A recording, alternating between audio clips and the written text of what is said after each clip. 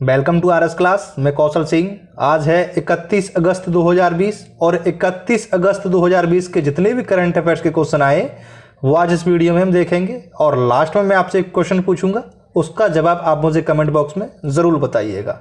देखिए, आंसर ज़रूर दिया करो कमेंट बॉक्स में, सही दिया करो या गलत दिया करो, आंसर ज़रूर दिया करो। उससे क्या है, आपकी हैबिट बनी रहती है और उस सवाल को आप कभी नहीं भूलते। और आंसर दिया करो तो उसके बारे में थोड़ी डिटेल भी लिखा करो ताकि आप कभी उसे भूलो ना। और जो भी भाई बहन चैनल को पहली बार देख रहे हैं वो सब्सक्राइब कीजिएगा और वीडियो को लाइक ज़रूर कीजिएगा। तो आइए देखते हैं आज के कौन से क्वेश्चंस बने हैं। चलिए, ये है आपका आज का पहला क्वेश्चन। अर्चना महंत जिनका निधन हो चुका है किस पेशे से जुड़ी थी? तो यह थी आपकी गायक। ऑप्शन ए गायक थी अर्चना महंत जी, जिनका हाल ही में निधन हो चुका है। असम राज्य की दिग्गज लोक गायिका अर्चना महंत का 72 वर्ष की आयु में निधन हो गया है। उनका अंतिम संस्कार पूरे राजकीय सम्मान के साथ किया गया। उनके पति खगेन महंत भी संगीत नाटक अकादमी के पुरस्कार विजेता रहे हैं। नेक्स्ट आता है आपका नेक्स्ट। भारतीय उद्योग परिसंघ द्वारा स्थापित आर्टिफिशियल इंटेलिजेंस पर नई फर्म का प्रमुख कौन है? तो ये नई फर्म का जो प्रमुख है ये है आपके संदीप पटेल। ऑप्शन ए संदीप पटेल हैं नई फर्म के प्रमुख। भारतीय उद्योग परिसंघ ने हाल ही में घोषणा की कि उसे संदीप पटेल की अध्यक्षता में आर्टिफिशियल इंटेलिजेंस पर एक नया फोरम स्थापित किया है। संदीप पटेल IBM के भारत दक्षिण एशिया क्षेत्र के प्रबंध निदेशक हैं। नेक्स्ट आता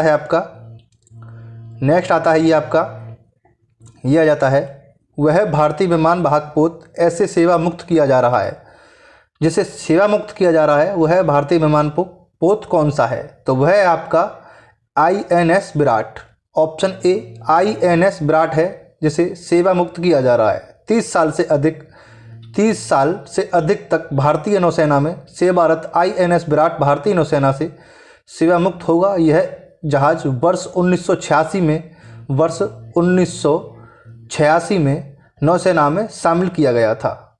नेक्स्ट आता है महाकाव्य रामायण का संस्कृत में नेपाली भाषा के अनुवाद करने वाले प्रथम लेखक हैं। तो ये प्रथम लेखक हैं आपके भानुभक्त। ऑप्शन बी भानुभक्त हैं ये प्रथम लेखक। 13 जुलाई 2020 को महाकाव्य रामायण का संस्कृत भाषा से नेपाली भाषा में अनुवाद करने वाले भानुभक्त की जयंती का आयोजन सिक्किम राज्य में किया गया। नेपाली भाषा में रामायण का अनुवाद नेपाली साहित्य में सबसे उल्लेखनीय योगदान में एक है। नेक्स्ट आता है आपका नेक्स्ट। ये है भारत से 5वीं आभासी ब्रिक्स उद्योग मंत्री बैठक का संबोधन किसने किया? तो यह संबोधन किया आपका सोम प्रकाश ने। ऑप्शन बी सोम प्रकाश ने यह संबोधन किया। कृत्रिम बुद्धिमत्ता और 5G सहित क्षेत्रों में सहयोग को बढ़ावा देने के तरीकों पर चर्चा करने के लिए ब्रिक्स ब्राज़ील, रूस, भारत, चीन और दक्षिण अफ्रीका देशों के उद्योग मंत्रियों की 5वीं आभासी बैठक आयोजित की गई। नेक्स्ट आता है आपका अंतर्राष्ट्रीय बुकर पुरस्कार 2020 जीतने वाले सबसे युवा लेखक कौन हैं? तो ये सबसे युवा लेखक हैं, ये हैं आपके MaryKay Lucas. Option A MaryKay Lucas, ये हैं आपके सबसे युवा लेखक। मैरीके लुकास 29 वर्ष की अवस्था में, कितने वर्ष के हैं ये? 29 वर्ष के अवस्था में अंतर्राष्ट्रीय बुकर पुरस्कार 2020 जीतने वाले सबसे कम उम्र के लेखक बन गए हैं। उन्होंने उनके पहले उपन्यास द डिस्कमोर्ट ऑफ इविंग के लिए अंतर्राष्ट्रीय बुकर पुरस्कार 2020 जीता है। नेक्स्ट आता है ये है आपका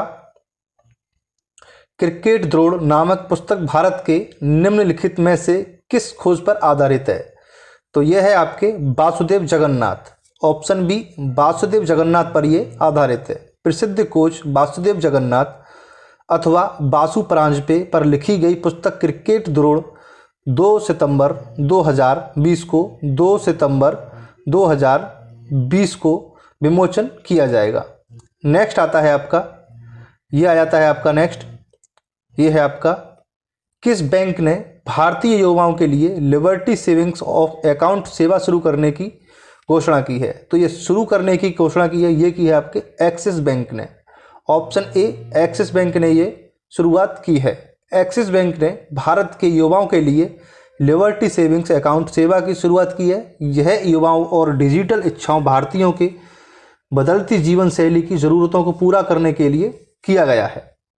नेक्स्ट आता है आपका, ये है आपका नेक्स्ट, नीति आयोग द्वारा आभासी तौर पर लॉन्च किए गए NECTIA भारत घटक का लक्ष्य क्या है? तो ये भारत घटक का लक्ष्य है परिवहन विकार्बन।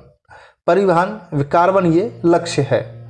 नीति आयोग ने राष्ट्रीय स्तर पर दृढ़ सहयोग NDC एशिया के लिए परिवहन पहल TIA भारत घटक की आभासी रूप से शुरुआत की है। नेक्स्ट आता है आपका इसी में, यह है आपका, किस मंत्रालय ने DGNCC मोबाइल ऐप लॉन्च किया है? तो ये DGNCC जो मोबाइल ऐप लॉन्च किया है, ये किया है आपका रक्षा मंत्रालय ने। ऑप्शन बी, रक्षा मंत्रालय ने ये मोबाइल ऐप लॉन्च किया है। रक्षा मंत्री राजनाथ सिंह ने directorate general national cadet corrupts DGCNCC mobile प्रशिक्षण ऐप लॉन्च किया है। क्या है ये? DGCNCC ये मोबाइल ऐप लॉन्च किया है रक्षा मंत्रालय ने। नेक्स्ट आता है आपका, जो कल आपसे कमेंट बॉक्स में पूछा था, वो ये है आपका, ये आ जाता है आपका, देखिए कमेंट बॉक्स में आंसर नहीं देते हो आप लोग, ये गलत बात है। कमेंट बॉक्स में आंसर दिया करो, इससे आपकी हैबिट बनी रहती है और आप सवाल को कभी नहीं भूलते। तो कमेंट बॉक्स में आंसर जरूर दिया करो। यह था आपका कल का सवाल। केंद्रीय सतर्कता आयुक्त की नियुक्ति संबंधित समिति के सदस्य होते हैं। तो ये सदस्य होते हैं आपके प्रधानमंत्री और गृह मंत्री। ऑप्शन ए, प्रधानमंत्री समिति के सदस्य होते हैं और गृह मंत्री। भारतीय राष्ट्रपति द्वारा प्रधानमंत्री, केंद्रीय गृह मंत्री, लोकसभा नेता के विपक्ष के संयुक्त सिफारिशों के आधार पर की जाती है। केंद्रीय सतर्कता आयोग की स्थापना निमित्त के सिफारिश के आधार पर वर्ष 1964 में की गई थी, जबकि इसे एक वैधानिक संस्था का दर्जा वर्ष 2003 में दिया गया था। वर्तमान समय में यह भारत की सर्वोच्च सतर्कता संस्थान है जो अपनी रिपोर्ट राष्ट्रपति को प्रस्तुत करती है। नेक्स्ट आता है आपका, जो कल कमेंट बॉक्स में आपको बताना है। देखिए कमेंट बॉक्स में आंसर ज़रूर दिया करो, उससे आपकी हैबिट बनी रहती है। और वीडियो को लाइक ज़रूर कीजिएगा, वीडियो को लाइक ज़रूर कीजिएगा साथियों। तो यह है आपका, संस्कृति मंत्रालय ने भारतीय पुरातत्व सर्वेक्षण के कितने नए सर्कलों की घोषणा की है? तो ये कितने नए सर्कलों की घोषणा की है, ये आपको कमेंट बॉक्स में आंसर ज़रूर बताना है।